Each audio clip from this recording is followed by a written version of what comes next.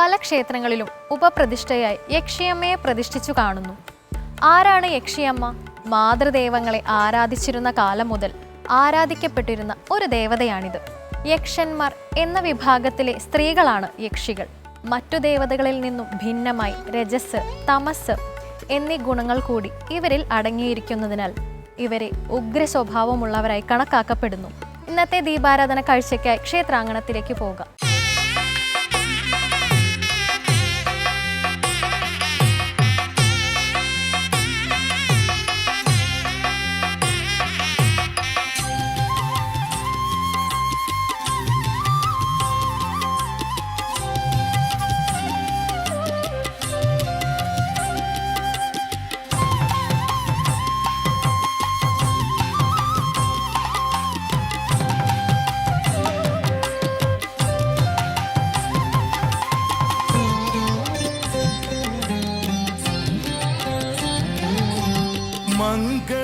ആലുവ ശിവക്ഷേത്രമുണ്ടായതിനു പിന്നിൽ പറയപ്പെടുന്ന കഥകളിൽ ഏറ്റവും പ്രധാനപ്പെട്ടത് വില്വമംഗല സ്വാമിയുമായി ബന്ധപ്പെട്ട കഥയാണ്. വില്വമംഗലത്തിന്റെ കൃഷ്ണഭക്തി അപാരമായിരുന്നുവല്ലോ. മനസ വാച കർമ്മണ നിരന്തരം ഭഗവാനെ വിളിച്ചുകൊണ്ടിരുന്ന വില്വമംഗലത്തിന്റെ ഭക്തിയിൽ ആറാടിയ ഭഗവാൻ വില്വമംഗലത്തിന് സദാ ദർശനം നൽകാനായി സാക്ഷാൽ ഗുരുവായൂരപ്പനായി വില്വമംഗലത്തിന്റെ തോളിൽ ഇരിപ്പുറപ്പിച്ചു. ഇരുവരും കൂടിയുള്ള ഒരു യാത്രയിൽ തോളിലിരുന്ന ഭഗവാൻ പരിഭവിച്ച് അപ്രത്യക്ഷനായി. ഭഗവാന്റെ ദർശന സൗഭാഗ്യം നഷ്ടപ്പെട്ട വില്വമംഗലത്തിനോട് ഭഗവാൻ അരുൾ ചെയ്തത് ഇപ്രകാരമായിരുന്നു: ഇനി തന്നെ കാണണമെങ്കിൽ അനന്തൻകാട്ടിലേക്ക് ചെല്ലുക, അവിടെ വച്ച് ഭഗവാന്റെ ദർശനമുണ്ടാകുമെന്നും പറഞ്ഞു. ഉടൻ തന്നെ വില്വമംഗലം അനന്തൻകാട് അന്വേഷിച്ചുള്ള യാത്രയും തുടർന്നു. യാത്രക്കിടയിൽ ഒരിക്കൽ വില്വമംഗലം ഇന്ന് ആലുവ ശിവക്ഷേത്രം സ്ഥിതി ചെയ്യുന്ന പുഴയുടെ തീരത്തെത്തുന്നു. വിശാലമായ പുഴക്കരയിൽ വില്വമംഗലത്തിനെ കാത്തിരുന്നത് മറ്റൊരു മഹാദർശന സൗഭാഗ്യമായിരുന്നു. പുഴയുടെ തീരത്തെ വിശാലമായ മണൽപ്പരപ്പിൽ പ്രപഞ്ചനാഥനായ പരമശിവന്റെ ജഡയുടെ സാന്നിധ്യം. തന്റെ ദിവ്യദൃഷ്ടിയാൽ ഭഗവാന്റെ ജഡാദർശനത്തിന്റെ അകമ്പൊരുൾ മനസ്സിലാക്കിയ വില്വമംഗലം സ്വയംഭൂവായ ശിവലിംഗ വിഗ്രഹം കണ്ടെത്തുകയും പുഴയുടെ തീരത്ത് പ്രതിഷ്ഠിച്ച് പൂജാതി കർമ്മങ്ങൾ തുടങ്ങുകയും ചെയ്തു. ഒരു പിടി വില്വദളം തൃപ്പദം തന്നിലായി അർച്ചിച്ചു പഞ്ചാക്ഷരി ചൊല്ലിടുന്നു. ആയിരക്കണക്കിന് വർഷങ്ങളായി പെരിയാർ നിറഞ്ഞും മെലിഞ്ഞും ഒഴുകുന്ന ഈ തീരഭൂമിയിൽ പ്രകൃതിയോട് ചേർന്ന് മഹാദേവൻ കുടികൊള്ളുകയാണ്. കാലാന്തരങ്ങളിലൂടെ ഇത് ആലുവ ശിവക്ഷേത്രമെന്നും ആലുവ ശിവരാത്രി മണൽപ്പുറമെന്നും കർക്കിടകവാവ് ബലികർമാദികൾക്കുള്ള തീരമെന്നും അറിയപ്പെടുന്നു.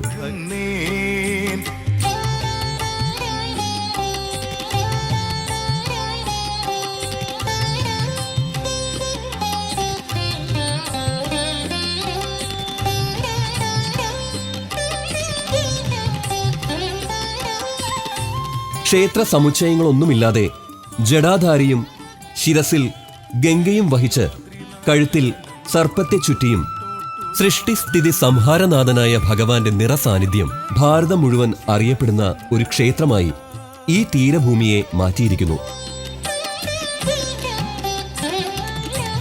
വില്വാദ്രിനാഥനും മുട്ടോട്ടുനാഥനും നീ തന്നെയല്ല.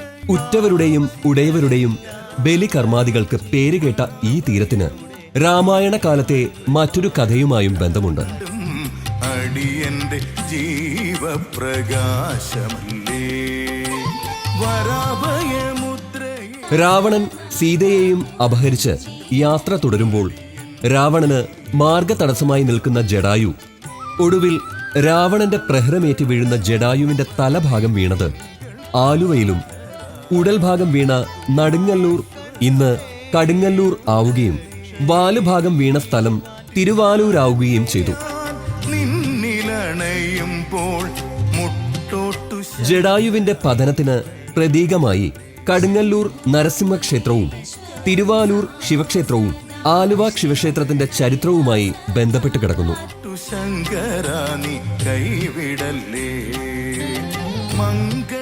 രാമന് വേണ്ടി മരിച്ചു വീണ ജടായുവിന്റെ മരണാനന്തര കർമ്മങ്ങൾ രാമൻ ചെയ്തതും ഈ പുഴയുടെ തീരത്ത് തന്നെയാണ്.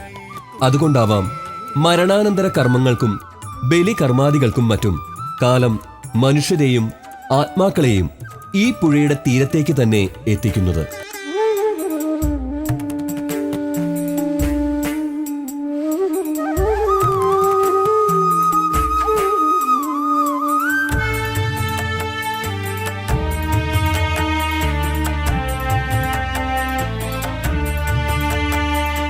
കാലത്തിലാണല്ലോ ജനനവും മരണവും ജീവിതവുമെല്ലാം.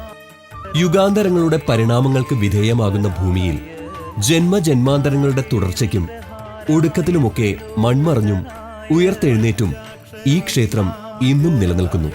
യുഗങ്ങൾക്കപ്പുറത്തെ മനുഷ്യർ മുതൽ കേട്ടറിഞ്ഞും കണ്ടറിഞ്ഞുമുള്ള കഥകൾ വിശ്വസിച്ച് ഈ ക്ഷേത്ര സംസ്കാരങ്ങൾ നിലനിർത്തുന്നുവെങ്കിൽ കാലത്തിനും യുഗത്തിനും മുന്നിൽ ഒരു മൺതരിയോളം വലിപ്പമില്ലാത്ത മനുഷ്യജന്മങ്ങളായ നമ്മളൊക്കെ നശ്വരമായ യുക്തിബോധങ്ങൾ കൊണ്ട് യുഗങ്ങൾക്കപ്പുറത്തെ കഥകൾക്ക് ചോദ്യോത്തരമാകാതെ അനശ്വരമായ ഭക്തിയുടെ അനുഭൂതികളിൽ ലയിച്ചു ചേർന്ന് ഈ പുണ്യതീരത്തിന്റെ വഴികളിലൂടെ നടന്ന് മോക്ഷമാർഗം തിരയുന്നത് തന്നെയല്ലേ ഓരോ മനുഷ്യന്റെയും സുഹൃതം.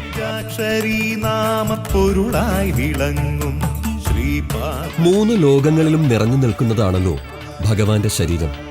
അതുകൊണ്ട് തന്നെ പ്രപഞ്ച പുരുഷനായ ഭഗവാന് ഇവിടെ കൃത്യമായ ഒരു ക്ഷേത്ര സമുച്ചയം ഇല്ല എന്നതാണ് സത്യം. ശംഭോ മഹാദേവ ശിവ ശങ്കര പാതി ഗംഗാധരാഗപരിശോഭിത. പല കാലഘട്ടങ്ങളിലും ക്ഷേത്ര നിർമ്മാണത്തിനായി നടത്തിയ ശ്രമങ്ങളെല്ലാം വിഫലമാവുകയായിരുന്നു. ക്ഷേത്ര മന്ദിരങ്ങൾ ഉയരുമ്പോഴേക്കും കുത്തിയൊഴുകുന്ന പുഴ അതിനെ തകർത്തെറിയുകയും ചെയ്യുന്നു.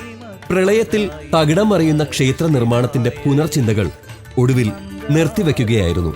ദേവപ്രശ്നത്തിൽ ഒരു ക്ഷേത്ര സമുച്ചയത്തിനുള്ളിൽ ഇരിക്കുവാൻ ഭഗവാന് കഴിയില്ല എന്ന തിരിച്ചറിവിൽ പ്രകൃതിയുടെ സർവ്വതാണ്ഡവങ്ങൾക്കും സാക്ഷിയായി ഭഗവത് സ്വരൂപം അറിയുവാനായി ഈ കാണുന്ന മണ്ഡപം മാത്രമായി ക്ഷേത്രം നിലനിൽക്കുന്നു.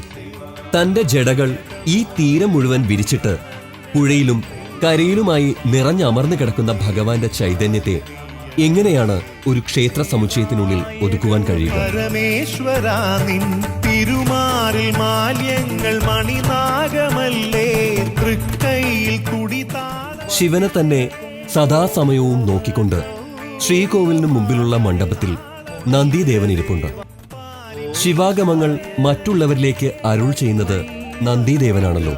അതുകൊണ്ട് തന്നെയാവാം മിക്ക ഭക്തജനങ്ങളും നന്ദിദേവന്റെ ചെവിയിൽ അവരുടെ പ്രാർത്ഥനകളും സാഫല്യങ്ങളുമൊക്കെ ശബ്ദം താഴ്ത്തി മന്ത്രജപം പോലെ പറയുന്നത്. ആലുവ ശിവക്ഷേത്രത്തിന്റെ മറ്റൊരു പ്രത്യേകത പുരാതന കാലം മുതലേ സർവ്വമതത്തിൽപ്പെട്ട ആൾക്കാർക്കും വന്ന് പ്രാർത്ഥന നടത്താം എന്നതാണ്. പ്രപഞ്ചം മുഴുവൻ നിറഞ്ഞു നിൽക്കുന്ന ഈശ്വര ചൈതന്യത്തിന് ജാതിയോ മതമോ വർഗമോ ദേശമോ കാലമോ ഒന്നും തന്നെ ഇല്ലല്ലോ.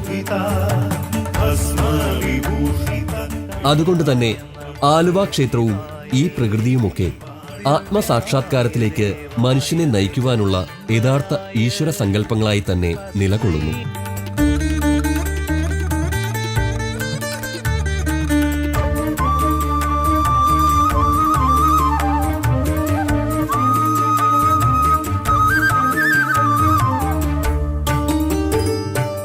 തിടമ്പ് സൂക്ഷിക്കുന്ന ഈ ക്ഷേത്രത്തിനുള്ളിൽ നിന്ന് എല്ലാ ദിവസവും തിടമ്പെഴുന്നള്ളിച്ച് ശിവലിംഗ പ്രതിഷ്ഠയോട് ചേർത്ത് പൂജ ചെയ്യുന്നു. ക്ഷേത്ര ദർശന സമയം കഴിയുമ്പോൾ തിടമ്പ് യഥാസ്ഥാനത്തേക്ക് തിരികെ കൊണ്ടുപോവുകയും ചെയ്യുന്നു. ഓരോ ഋതുക്കളിലും പുഴയുടെ ഒഴുക്കിന്റെ ഗതിവിഗതികൾക്കനുസരിച്ച് ക്ഷേത്ര അന്തരീക്ഷങ്ങളും മാറിക്കൊണ്ടിരിക്കുന്നു. വർഷകാലത്ത് നിറഞ്ഞൊഴുകുന്ന പുഴയിൽ ക്ഷേത്രം മുങ്ങി നിൽക്കുമ്പോൾ ഭഗവാന് ആറാട്ടാണ്. ചെയ്യുന്ന കർമ്മങ്ങളെല്ലാം അവിടുത്തെ പൂജയാകണം. പെരിയാറിന്റെ ഒഴുക്കിനനുസരിച്ച് തന്നെയാണ് ക്ഷേത്രത്തിലെ പൂജാതി കർമ്മങ്ങളും മറ്റു മഹോത്സവങ്ങളും നടക്കുന്നത്. ഇവിടെ മറ്റു ക്ഷേത്രങ്ങളിലെ പോലെ കൃത്യമായ പൂജാതി കർമ്മങ്ങൾ ഇല്ലതാനും. വർഷത്തിലെ ചില മാസങ്ങളിൽ മാത്രമാണ് മിക്ക പൂജകളും നടത്തപ്പെടുന്നത്. ആലുവ ശിവരാത്രിയാണ് ഈ ക്ഷേത്രത്തിനെ പ്രശസ്തമാക്കുന്ന മറ്റൊരു ഉത്സവം. തലമുറകളായി നാം കേട്ടു വളരുന്ന ഗ്രഹാതുരമായ വാക്ക് തന്നെയാണ് ആലുവ ശിവരാത്രി മണൽപ്പുറം. കലിയുഗം വാഴ്ത്തും കാരുണ്യമല്ലേ തിരുപദം അവിരതം അകമിതിൽ ഉണരുവാൻ കനിയണേ സ്മരഹരാദേവ. പെരിയാറിന്റെ ഒഴുക്കുകളെ അതിശയിപ്പിച്ചുകൊണ്ട് ശിവരാത്രി ദിവസം ഇവിടെ ഭക്തജനങ്ങളുടെ ഒഴുക്ക് തുടങ്ങുകയായി. ശിവരാത്രി വ്രതം നോറ്റ് ക്ഷേത്രത്തിന് ചുറ്റും പ്രദക്ഷിണം ചെയ്ത് ആത്മാവ് തേജോമയമാകുവാൻ ആയിരങ്ങളാണ് ഭാരതത്തിന്റെ വിവിധ ദേശങ്ങളിൽ നിന്നും ഇവിടെ എത്തിച്ചേരുന്നത്. ശംഭോ മഹാദേവ ശിവശങ്കര.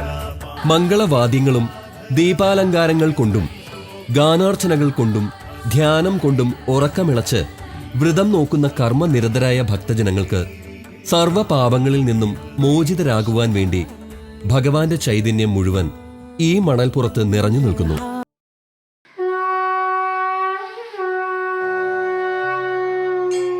ഒരു 100,000 ആത്മാക്കൾ ക്ഷേത്രത്തിന് ചുറ്റും ബലിക്കാക്കകളുടെ രൂപത്തിൽ പറന്നു നടക്കുമ്പോൾ ഭൂതഗണങ്ങളുടെ രൂപത്തിൽ ആകാശത്തിൽ നിന്നും ഭൂമിയിലേക്ക് ഇരുൾ പരക്കുകയായി. ശിവോത്തമം